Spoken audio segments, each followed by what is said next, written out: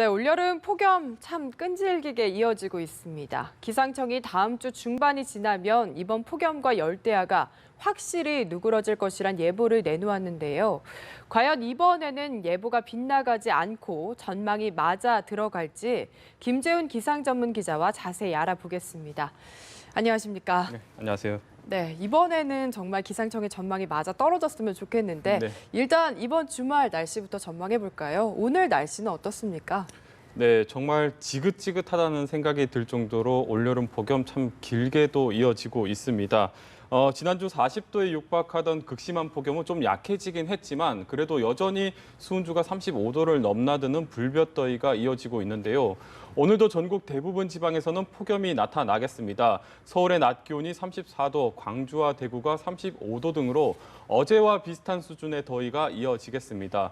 폭염특보도 벌써 3주째 지속되고 있습니다. 대부분 지역에는 폭염경보가 내려져 있고요. 다만 동해안 지방만 바닷바람이 들어오기 때문에 폭염 수준의 더위는 피하고 있습니다. 그래도 30도가 넘나드는 무더위는 이어지고 있고요. 여기에 습기를 머금은 바닷바람이다 보니까 아마도 체감 더위는 내륙하고 비슷할 정도로 수준을 보이고 있습니다. 오후에는 그나마 소나기가 예보돼 있습니다. 주로 경기 북부와 강원 영서 내륙에 내리겠는데요. 양은 5에서 30mm로 소나기 특성상 짧은 시간에 강한 비가 내릴 수 있습니다.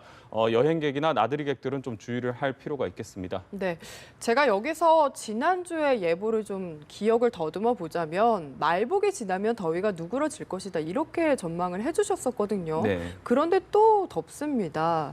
다음 주 중반이 지나면 정말 더위가 누그러지긴 할까요? 네, 지난주에 아마 이번 주말쯤이면 더위가 상당히 누그러져 있을 것이다 이렇게 전해드렸었는데 예보가 또 조금씩 밀려나가면서 더위가 여전히 이어지고 있습니다. 워낙에 올여름 날씨 예보가 자주 틀리다 보니까 사실 이제는 좀 어떻게 전해드려야 할지 고민이 될 정도인데요. 그래도 현재까지 기상청에서 나온 예보를 토대로 좀 알려드리자면 폭염은 아마도 다음 주 중반이 지나야 꺾일 것으로 내다보고 있습니다. 다만 더위가 지금보다 약해지는 수준이지 그렇다고 갑자기 날씨가 시원해지는 것은 아니겠고요.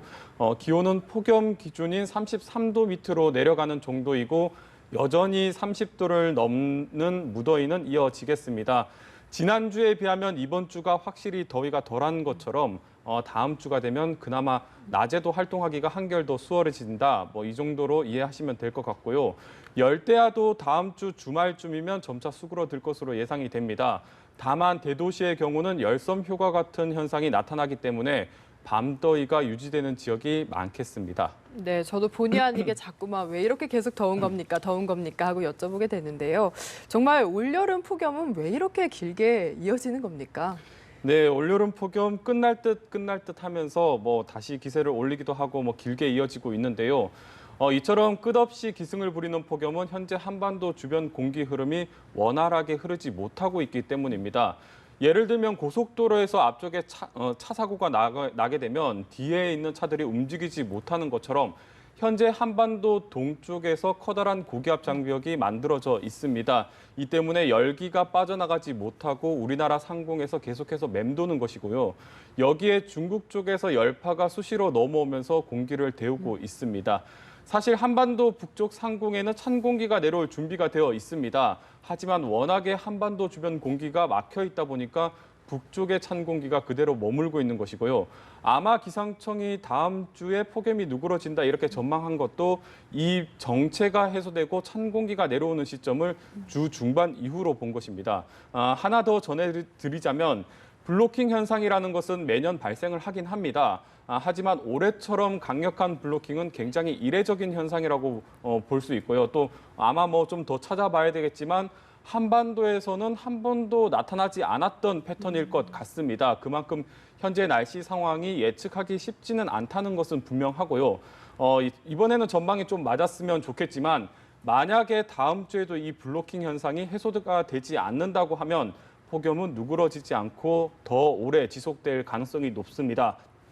그러니까 이 블로킹이 언제 풀리느냐가 이번 폭염 해소의 가장 중요한 열쇠라고 보시면 될 것 같습니다. 네, 그러니까 예보가 자꾸만 틀리는 이유도 이 블로킹이 해소되지 않는 것 때문이라고 이해를 하면 되겠네요. 네, 그렇습니다. 네.